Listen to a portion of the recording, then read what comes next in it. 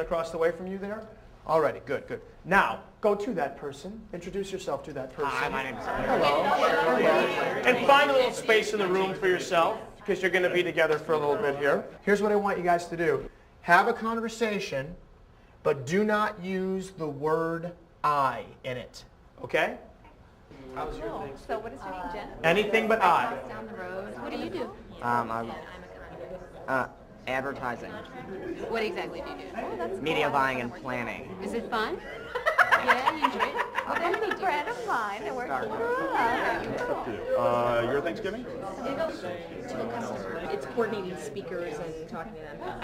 I wonder who it could And be. freeze and relax. Now, is it difficult? Yeah. Yeah. Is it difficult? Yeah. Why is it difficult? You do it all.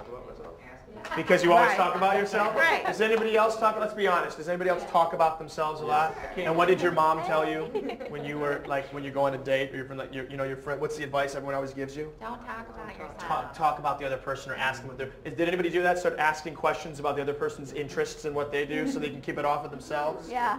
Right? Yeah. Okay. It's just an exercise that helps remind us how often we reflect back on ourselves. And oftentimes when we do that, we put ourselves in a position where if we're only self-reflective, we're not dealing with the person directly across from us. And we have to listen if we're going to improvise. Can we have a suggestion of a non-geographical location? A gas station. So creativity always comes from the other person. So with that in mind, let's do this. Same partners. Let's switch partners. Find another partner. The boss thinks they're coming for one reason. And then when you get them in the groups here, actually, you find out that everyone's here for a different reason. My name is Keegan-Michael Key, and I have been doing corporate workshops for about 3 years now. And I'm also a performer on the Second City stage. One time we did something for Krispy Kreme, and this one guy said, geez, these exercises are amazing. He goes, and I said, what do you mean? He goes, I think I would be able to communicate with my 13-year-old daughter better.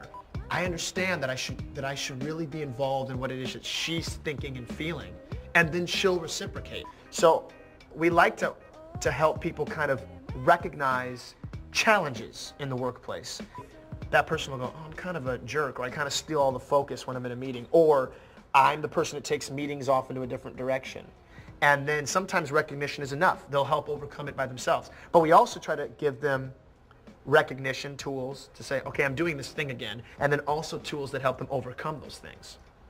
So it works, I think, in formal and informal situations. Now what I want you to do Jim? is one person in the group raise their hand, please. Great. And you are going to start the conversation, okay? Now this is what's going to happen. Julie, come here because you know me, all right? This is what's going to happen. I'm going to utter a sentence, and then Julie has to start her next sentence, her sentence. I'm going to speak to her one sentence. She speaks to me one sentence. Me one, her one.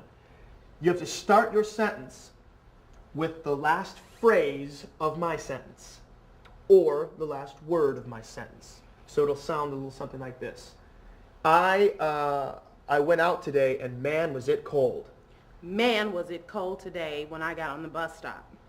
The bus stop is the worst place to block wind. You'd think it would be okay to block wind, but it doesn't block the wind.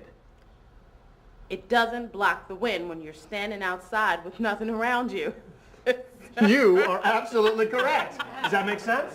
Okay, go. Whoever had their hand raised, go. You had to have a complicated long sentence. Okay. This morning was very cold. Cold it was this morning.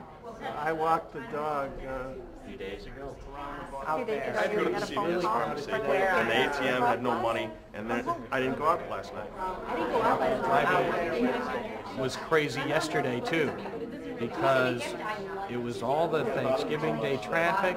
What did Brandon tell you when he wanted you to come to this class? Well, it didn't tell me much. And relax. It's really funny because Attention to what they're saying. You gotta do what? You gotta Pay do what? attention. You gotta pay attention to what? What they're saying. What, one more time? You have to pay attention to what One they're more time saying. with vim and vigor? You have to pay attention to what they're saying. Oh my God, imagine that.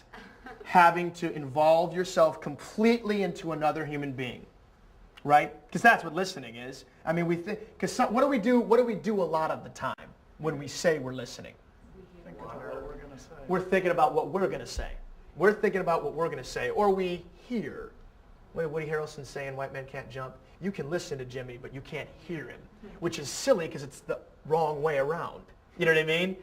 You should be able to listen to him, meaning you comprehend whether, but that's exactly it. That is exactly it. I'm waiting to talk. I'm waiting for you to finish with your white noise so I can speak. Does that make sense?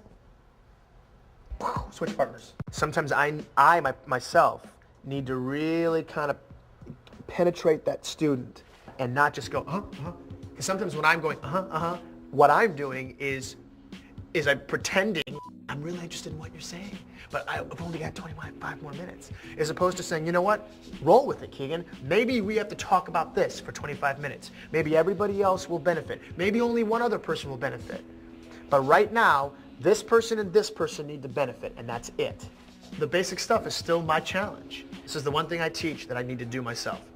Respond to the last thing that happened. Reflect backward, then move. Don't go, and then go forward, because you're not helping your partner. Your partner going, well, what if we were to have a picnic? And then you're gone. And you're at the store and you're buying capers and kumquats and, macadamia nuts. And they're like, whoa, I didn't even, first of all, I don't like any of those foods. Second, you just jump too far ahead. So that's kind of like my biggest challenge, is jumping too far ahead.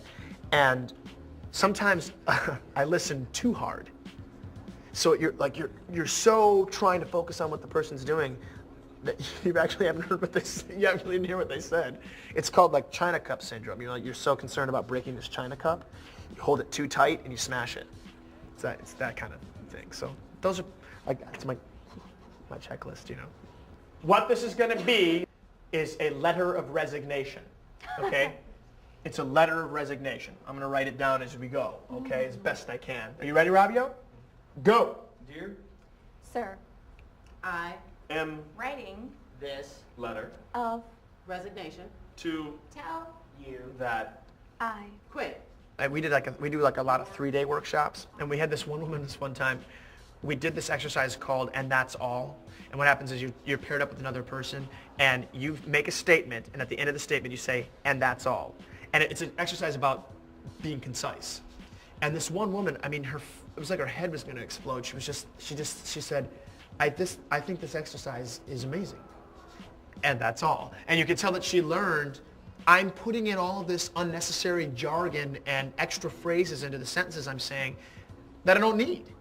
And it helped her, it helped people she was communicating with probably even more than it helped her, because they felt like, okay, God, is she going to tell me another anecdote that I don't need to hear?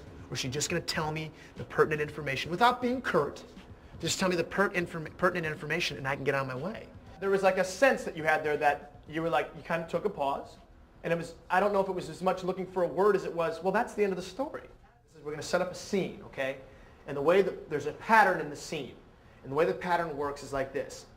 These two gentlemen will come over here with me, Jen and Rabio. They'll start a situation, okay? Perhaps they're at the beach.